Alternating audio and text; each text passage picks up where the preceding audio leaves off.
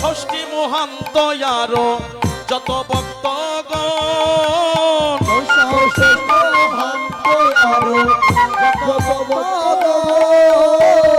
তার মাঝে নরহরি চিরগুণন্দন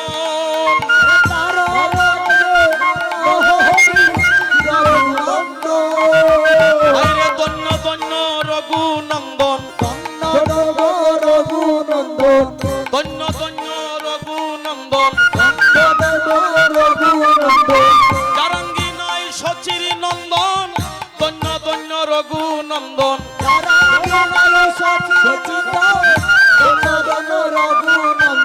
আজি তার ভাগ্যের সীমা নাই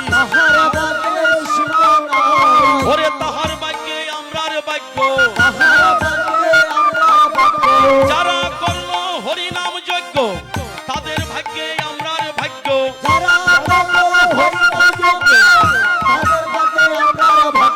ওরে তারাই তো ভাগ্যবান যারা করলো যজ্ঞ দান তারাই তো ভাগ্যবান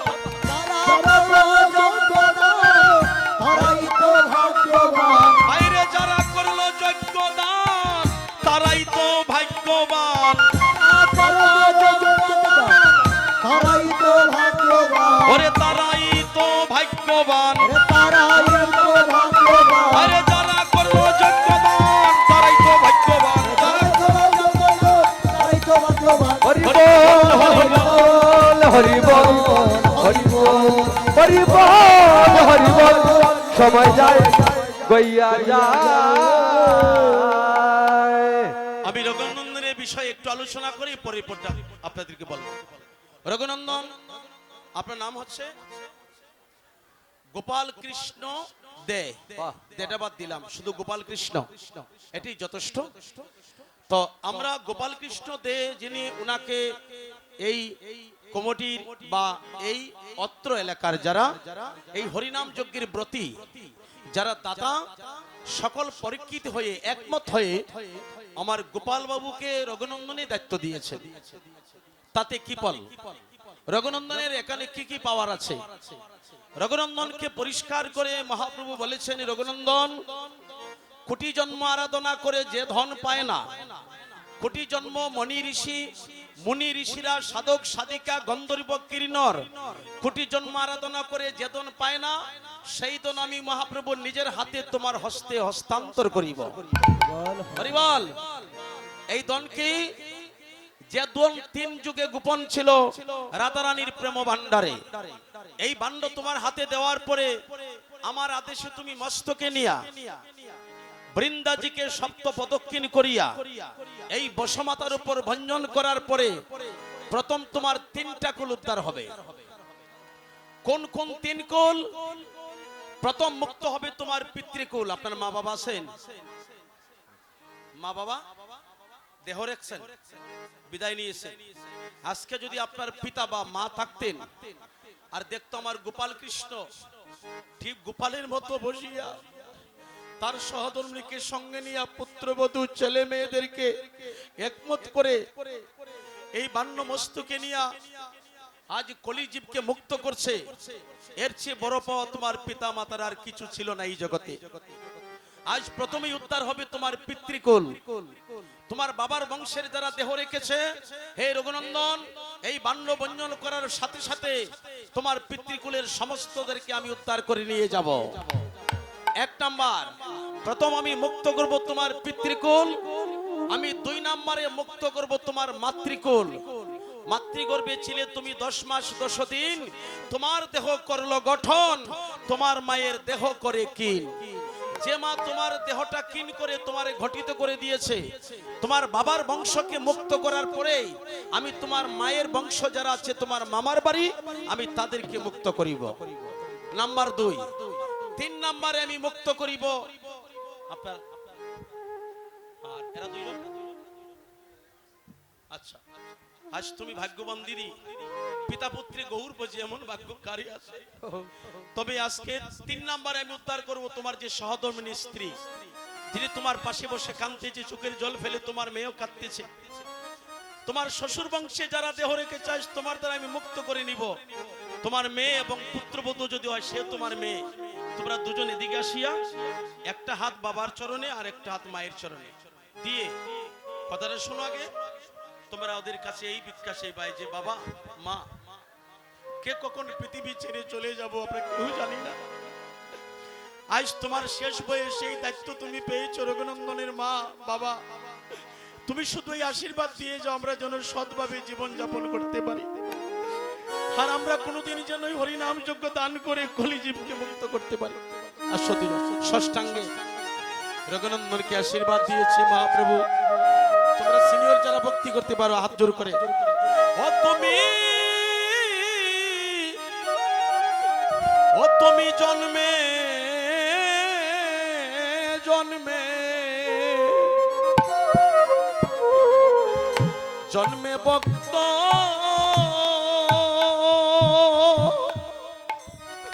ও ভক্ত হইও রে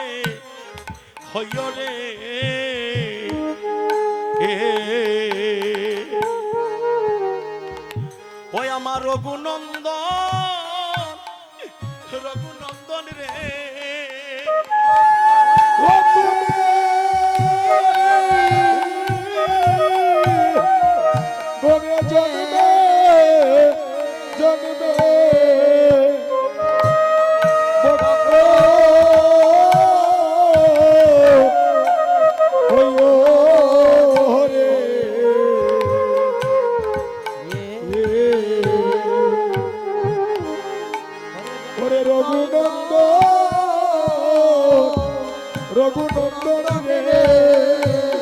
ও তুমি আমার কলির জীবে রে,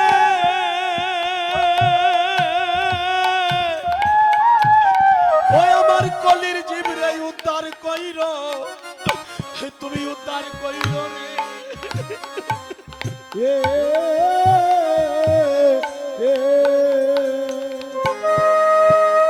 ও তুমি কলির জীব রে,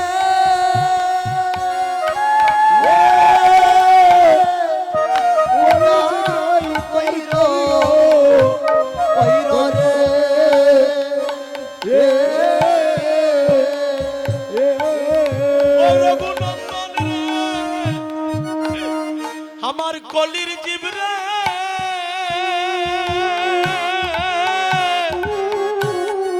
ওই আমার কলির জীব রে, উদ্ধার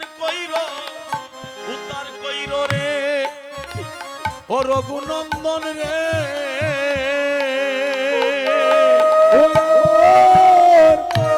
আমার কলির জীব রে,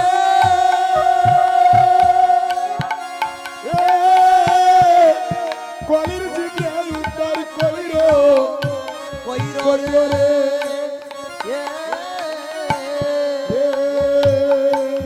অগুনের বাইরে তুমি ছাদের বাজার,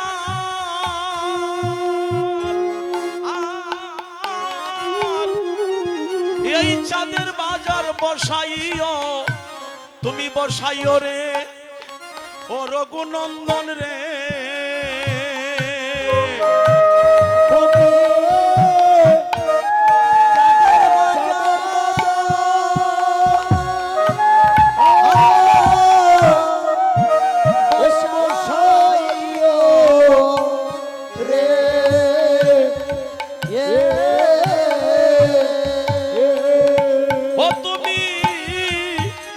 তুমি জন্মে জন্মে ভক্ত ও রঘুনন্দন রে, জন্মে জন্মে তুমি ভক্ত হইও রে,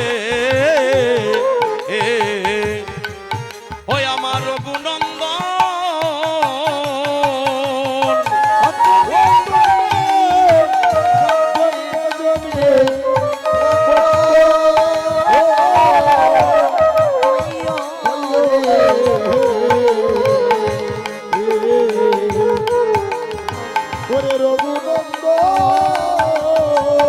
ও তুমি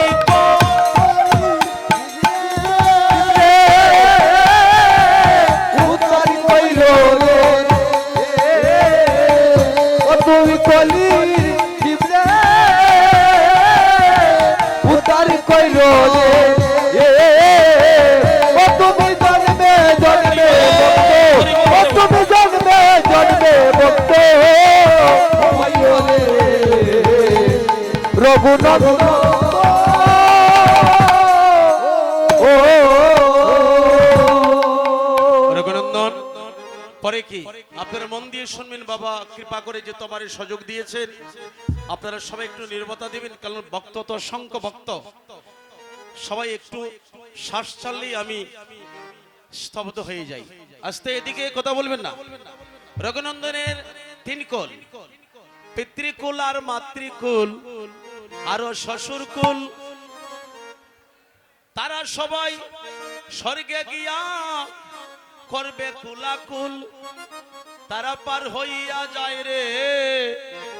আজ এই তিনটে কুলের জন্য প্রথম বলেছেন তোমার তিন কুল পিতৃকুল, তারপরে বলছে এই ভাণ্ড সুসম্পন্ন করার পরে, এটা কেন ভঞ্জন করার পরে তুমি যখন ধুলা নিয়ে অঙ্গে গঙ্গার জলে স্নান করবে, তখন এটা সুসম্পন্ন হওয়ার পরে তোমার 3-7-21 কুলের মধ্যে যদি তুমি কোনোদিন আর হরিনাম যজ্ঞ দান না করো, এই 21 কুলকে আমি মুক্ত করব। এক বংশে যদি একজন কৃষ্ণভক্ত সন্তান হয়, ভগবান বলছে একটা সন্তানের দ্বারায় আমি 3-7-21 কুলকে উদ্ধার করে নিয়ে যাই, তার কোনো সাক্ষী লাগে না। যদি বৈষ্ণব হতে পারে আস্তে, তাহলে অতীতের 7 কুল, বর্তমানের 7 কুল, ভবিষ্যতের 7 কুল। রঘুনন্দনের কথা আমরা শুনলাম। বাকি বিষয়টা হলো, আমরা একটা স্থানের নাম সবাই জানি, যেখানে আমরা হস্তি দিতে যাই। এই স্থানটা কোথায়? এই